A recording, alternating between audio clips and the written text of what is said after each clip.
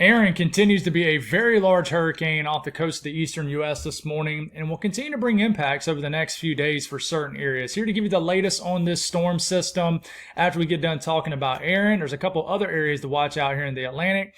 And then we'll switch gears and give you some good news. At least this is viewed as good news for some people. I hope for all of you. But there is a strong cold front on the way that's definitely going to put a dent in the humidity, not just for a short time, but for some areas for a long time. And I'm very excited to talk about this.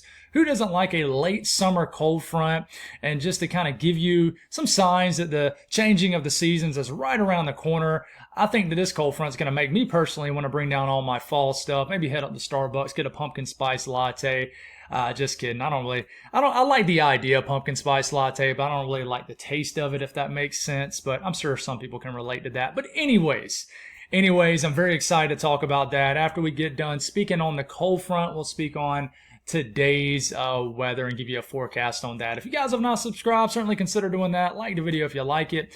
And if anybody has anything I can pray about or pray over, please put it in the comments below. Let's get rocking and rolling this morning. So, as you can tell, Hurricane Erin, large hurricane. It's definitely weakened, but the wind field has gotten wider. So we're getting occasional tropical storm type conditions across the Outer Banks, some gusty winds across the mid-Atlantic, North Carolina coastline. Winds will probably increase across the southern New England coastline throughout the day into tonight. And then we just got to watch the southern coastline of Nova Scotia into Newfoundland as we get into this weekend. So we're not completely done with Erin, and I get it. I know a lot of people are getting tired of hearing about this system, and trust me, I'm kind of tired of talking about it, to be completely honest with you, but we cannot just drop it, right, because it still could impact people over the next few days. So we'll continue to talk about it occasionally, but eventually we will be just completely done talking about Erin. But here it is. The size of it is really the most impressive thing out of all this right now, and it's definitely lost some of that intense convection that we were seeing with it yesterday. Still a pretty symmetrical storm system, but you can tell it's slowly beginning to lose some of its tropical characteristics, and I think this will look even more depleted as far as deep convection as we get into tomorrow morning. So this is a look at Erin. Let's move past this. The latest from the National Hurricane Center. Right now, it's a 105 mile per hour hurricane, 945 millibars. So it's still a very strong storm system, folks, and forecast to remain at a Category 2 over the next maybe 24 hours. By the time we get into 2 a.m. tonight, still a 100 mile per hour Category 2 hurricane.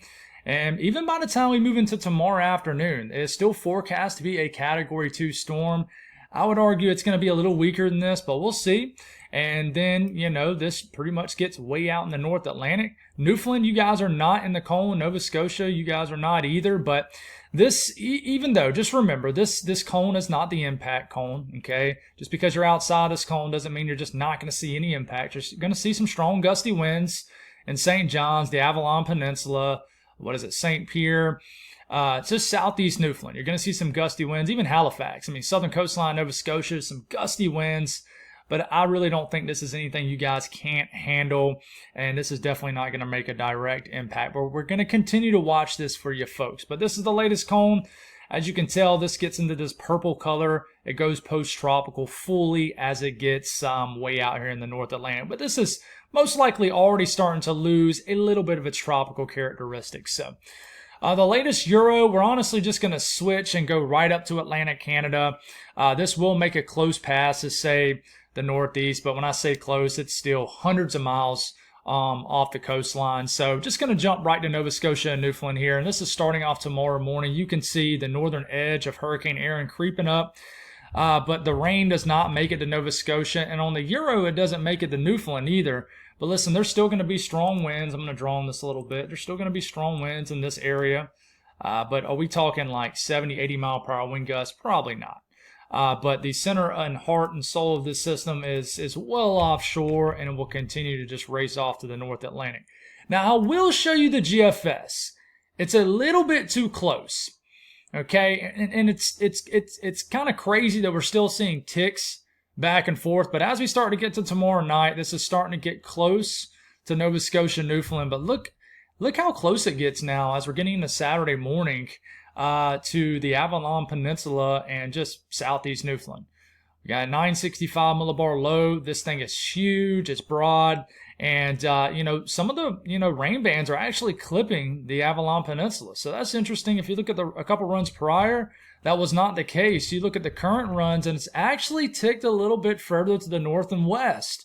This is a little short-term trend that we need to watch for you folks. So that's why we continue to give you guys updates. And I do want to say, my folks in Atlantic Canada, Nova Scotia, Newfoundland, New Brunswick, you guys are so nice. You're so polite. I don't think I've ever had a rude comment from anybody in Canada before. And that's what really just drives me to cover you guys. You're just, we want to cover you regardless, right? I mean, we're just going to get rude people, but you guys are always so nice, and I'm always going to have you covered in Atlantic Canada. Everybody else, it's hard to do so, but I've gotten a little bit more familiar with you folks.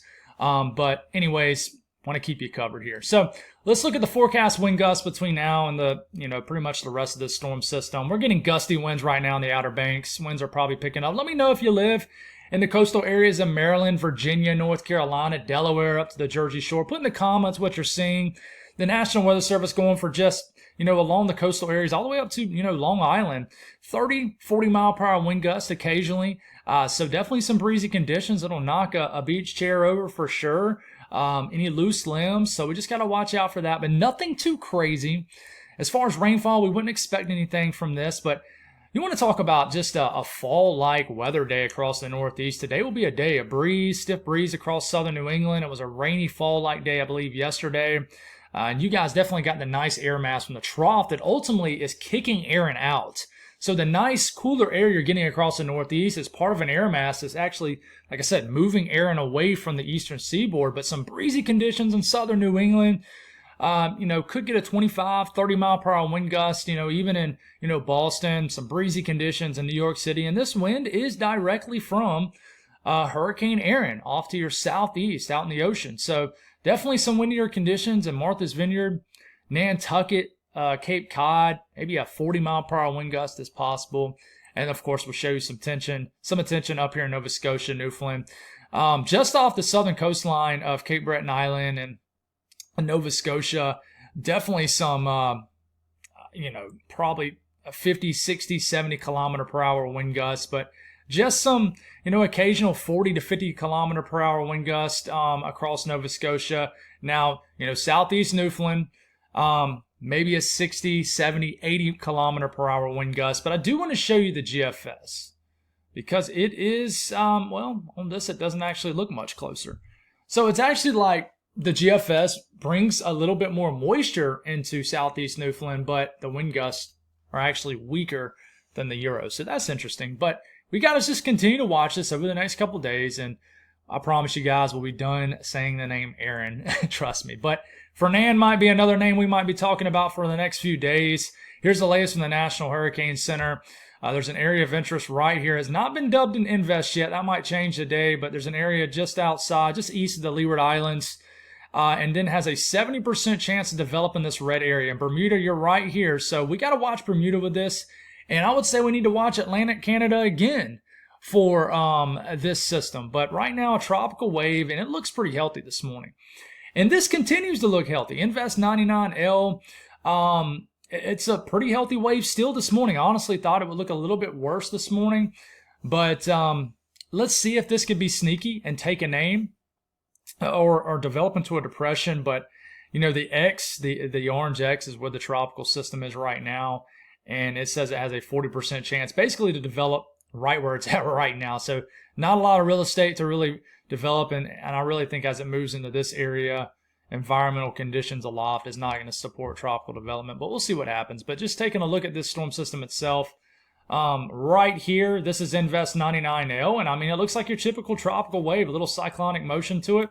But I will tell you, the one that has a 70% chance to develop as of the 5 a.m. update is looking much better. I mean, nothing too crazy or typical tropical wave, but it's popping off some intense convection. This is indicated by the colors you see on your screen. So, the reds, the blacks, white embedded in the blacks. This indicates colder cloud tops. And the taller these updrafts get, the colder it gets in the upper levels of the atmosphere.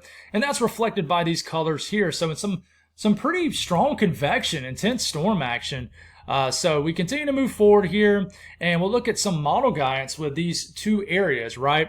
And if you hear any loud noises in the background, my neighbor has a very loud truck, so you might hear a low rumble in the background. I do apologize for that. But anyways, he's leaving for work, so got a job to do, right? But starting off tomorrow evening, this is our wave.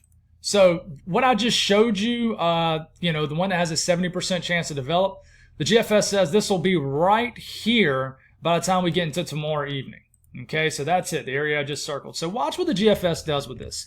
Quickly develops this into a tropical storm as we get into about the middle part of this weekend. It's a 998 millibar low. So over the next, 48, 72 hours, the GFS is thinking we're going to have Tropical Storm Fernand.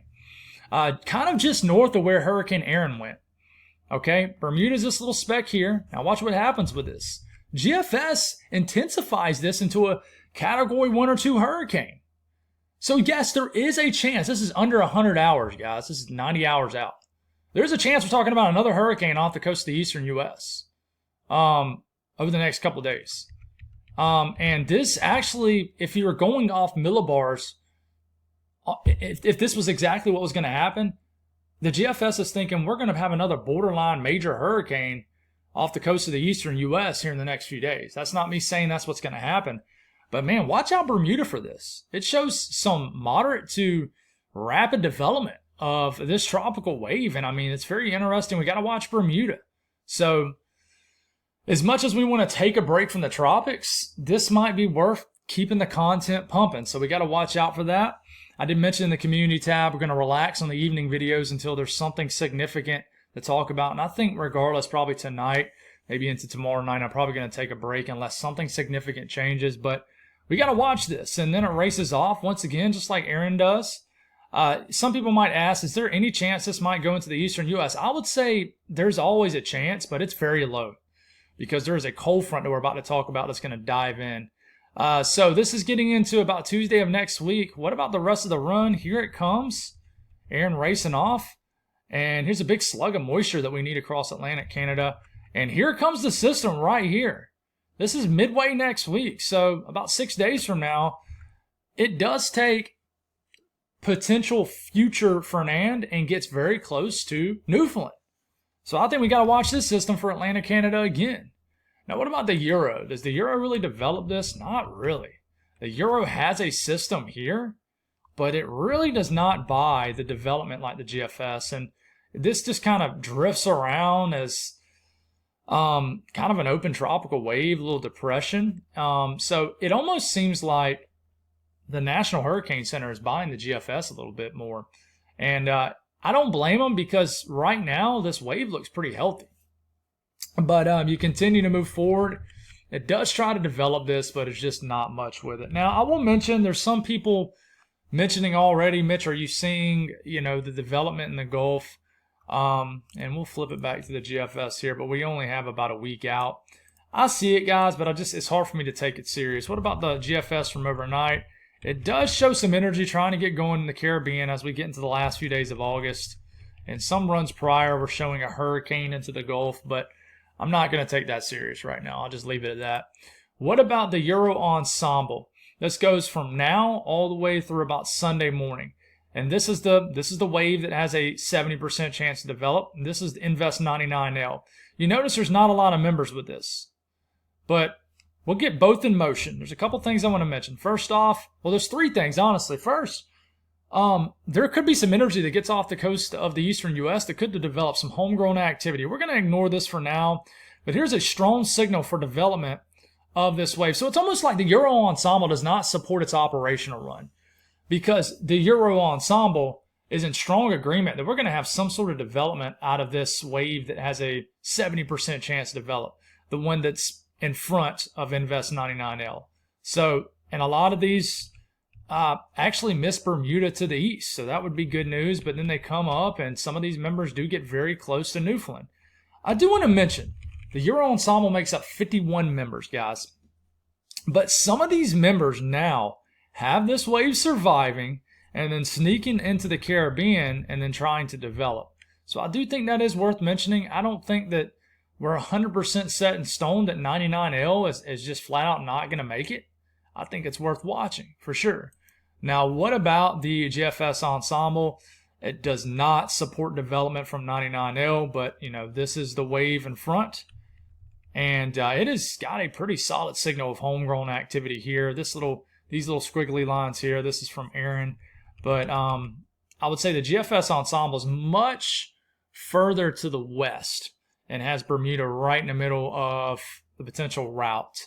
But it has a lot of these members coming up and threatening Newfoundland next week. So there's definitely things to watch out there. Nothing I'm overly concerned about, but certainly things to watch and talk about. Now, one thing I'm excited to talk about is cold front on the way.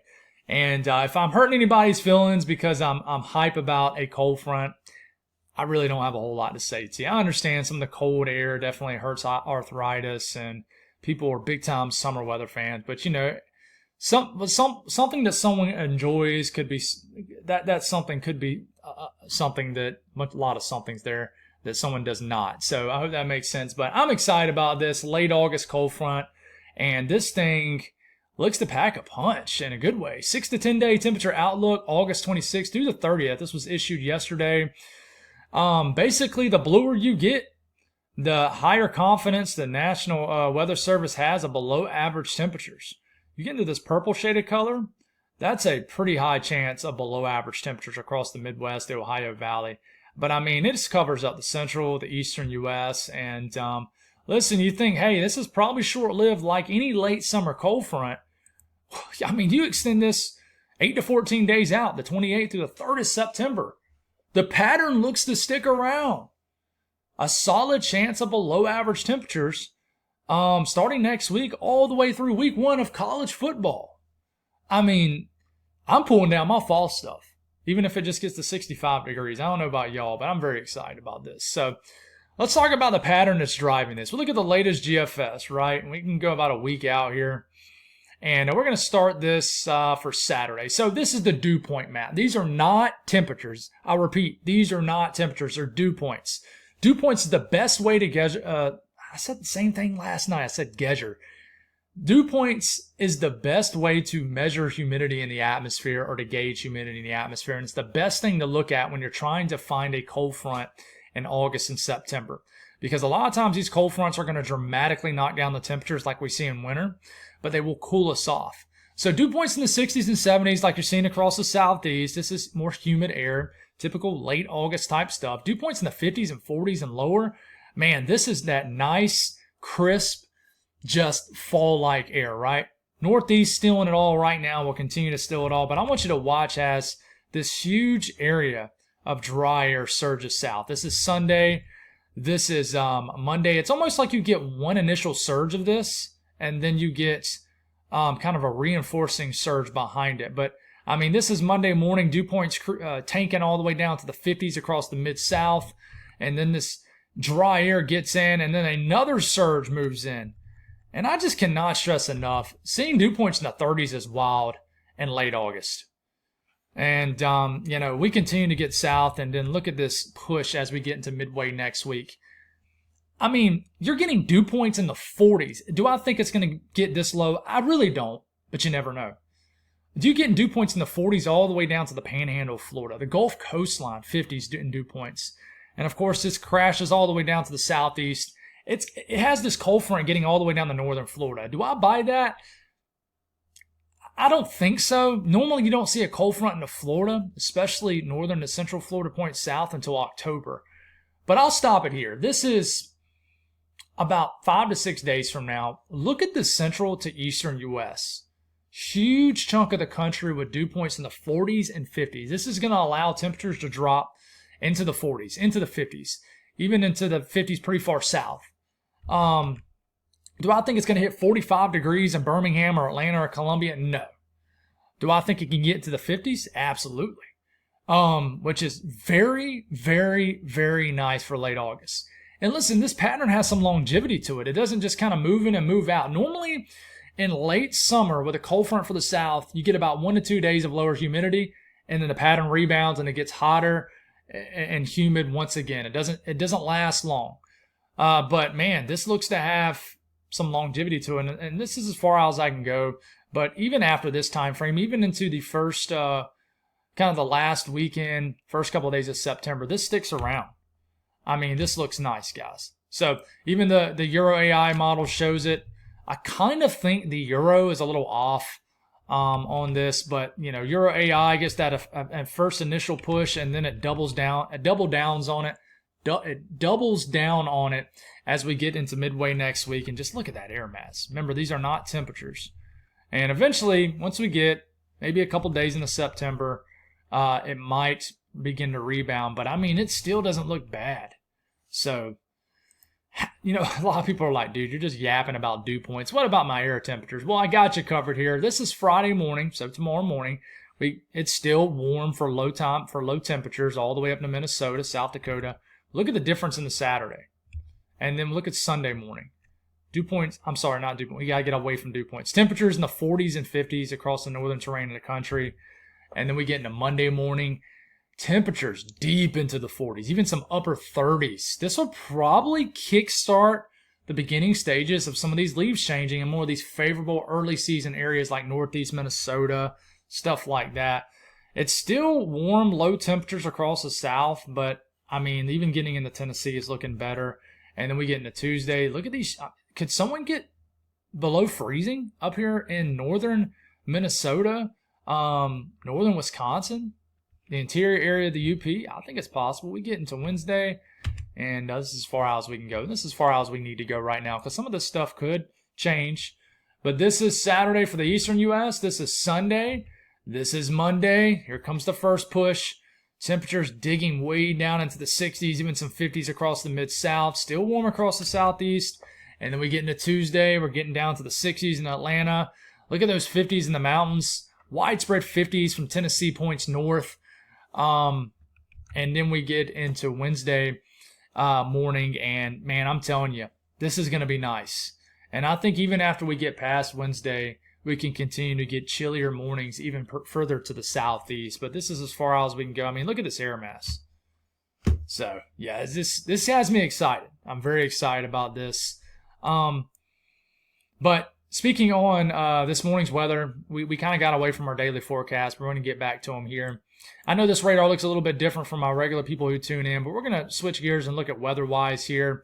The other site I was using, I had to pay, and honestly, weather-wise, I don't have to pay for it. So we're going to switch to this. But anyways, we got some rain across northern areas of Minnesota, North Dakota, a little bit of rain in Montana, and you can see the spin off the coast of North Carolina with Hurricane Erin, but luckily it's well offshore and none of the huge impacts or into the Outer Banks or anything like that. Watches, warnings, and advisories. The middle of the country is pretty quiet. Most of the eastern U.S. too is also quiet, but we do have tropical storm warnings continuing, some coastal flood watches and stuff like that out here. But it's hot across the west. We got extreme heat watches in the Burgundy.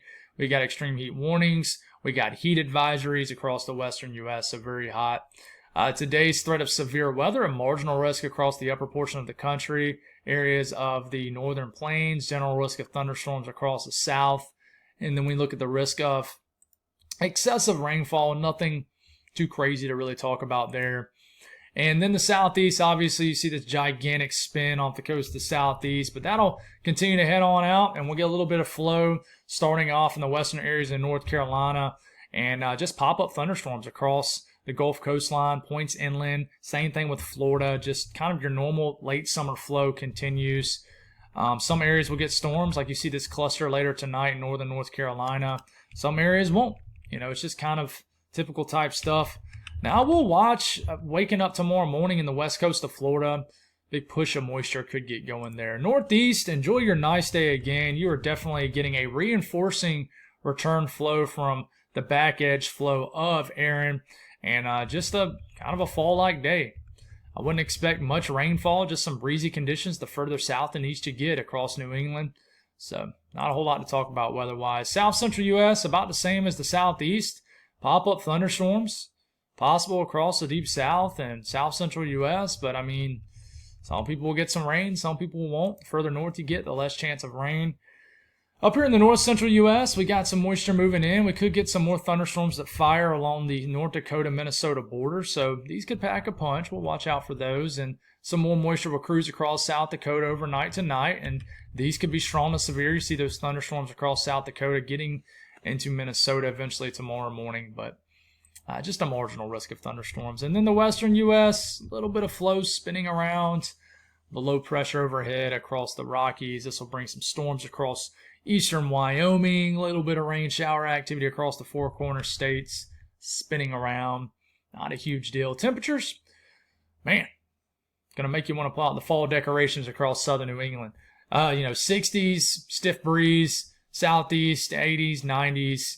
Not too bad across the Midwest, the upper Great Lakes region, 70s and 80s. And then temperatures across the West, it's still hot across the middle of the country. Pretty warm across the western U.S. It'll be even warmer tomorrow. But that's all I got. No devotion this morning. We'll get right back to it tomorrow and then Saturday morning. And then that'll make our 4 that we do a week. I'm always trying to stick with 4. But I'll kind of monitor things, see if we need to do any evening videos for the future. It's one of those things where I'll say I'm not going to do it, and then all of a sudden you see my face, and here I am making a nighttime video. But for now, I'm not seeing any real reason to really double down on the evening videos. And if that changes, well, you'll see me. I'll update you on the community tab. But as we start to slowly move away from Erin, hey, once again, I appreciate all the support. I think the growth that I experienced over the last 14 days or so, 2 weeks, rivals some of the other bigger spikes in the past of my channel. It's hard to beat.